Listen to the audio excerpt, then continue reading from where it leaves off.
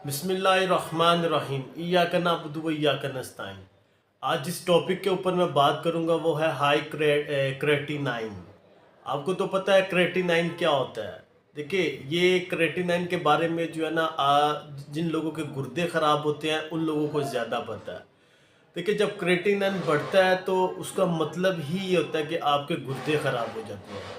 मैं 5 ऐसी अलामात के बारे में बताऊंगा कि अगर ये आपको 5 अलामात आना शुरू हो जाए तो फ़ौरी तौर पे आपको चाहिए कि अपनी जो आरएफटी टेस्ट है उसकी वो टेस्ट फ़ौरी तौर पे करवाएं, ताकि आपको पता चलता रहे कि आपके गुर्दे जो है वो काम कर रहे हैं कि नहीं कर रहे।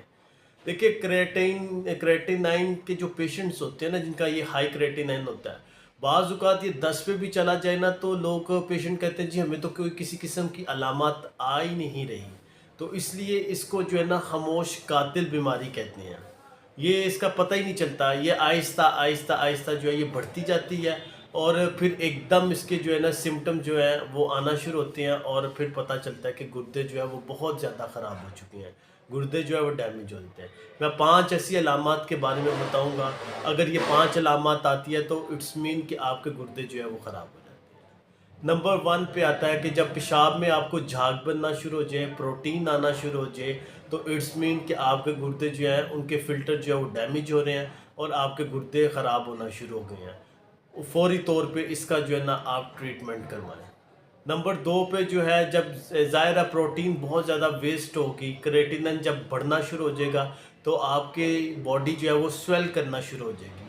आँखों के नीचे सोजिश शुरू हो जाएगी, हाथों में सोजिश, पाँव में सोजिश जो है वो पाँव स्वेल होना शुरू हो जाएंगे, इन्फ्लेमेशन शुरू हो जाएगी इंटरनल एक्सटर्नल दोनों तरफ से। नंबर 3, आपको नोज़िया, वॉमिट, मतली, एसिडिटी ये चीज़ें आना शुरू हो जाएंगी। उससे फिर आपको वीकनेस, थकावट, आपकी जो है भूख ख़त्म होना शुरू हो जाएगी। ये नंबर 3 पे ये जो है इसकी अलामत है। नंबर 4 जो है वो आपकी बॉडी इचिंग करना शुरू हो जाएगी, खारिश शुरू हो जाएगी, स्क्रैचिंग, आपकी बॉडी में जो है निशानात जो है वो पड़ना शुरू हो जाएंगे और ये आपकी जो है स्किन को जो है वो डैमेज करना शुरू कर देता है। क्रेटिनिन जब आपका बढ़ता है और उसका उससे जब गुर्दे ख़राब होते हैं तो ये चीज़ें होना शुरू हो जाती है। और नंबर 5, आपका नर्वस सिस्टम जो है वो डिसऑर्डर होना शुरू हो जाता है। आपका नर्वस सिस्टम के ऊपर असरात पड़ना शुरू हो जाता है, याददाश्त कम होना शुरू हो जाती है, चीज़ें भूलना शुरू हो जाती है, झटके लगना शुरू हो जाते हैं, हार्ट के प्रॉब्लम्स जो हैं वो शुरू हो जाते हैं। इसलिए ये 5 अलामत अगर आपको स्टार्टिंग में ही पता चल जाए तो आपका काम है कि फ़ौरी तौर पे इसकी स्क्रीनिंग करना। देखिए, जिन लोगों को ये अलामत आना शुरू हो जाती है उनको फ़ौरी तौर पे चाहिए कि अपनी बॉडी की स्क्रीनिंग करवाएं।